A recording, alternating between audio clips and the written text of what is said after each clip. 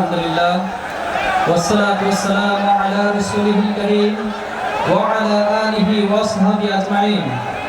বাংলাদেশ জামায়াতে ইসলামী রংপুর মহানগর ও জেলা শাখা কর্তৃক আয়োজিত আজকের এই বিশাল জনসমাবেশের সম্মানিত সভাপতি, সম্মানিত প্রধান অতিথি, বাংলাদেশ জামায়াতে ইসলামের মোহতারাম আমিরে জামাত ডাক্তার শফিকুর রহমান, সম্মানিত সেক্রেটারি জেনারেল সহ নায়েবে আমির সহ নেতৃবৃন্দ উপস্থিত আছেন।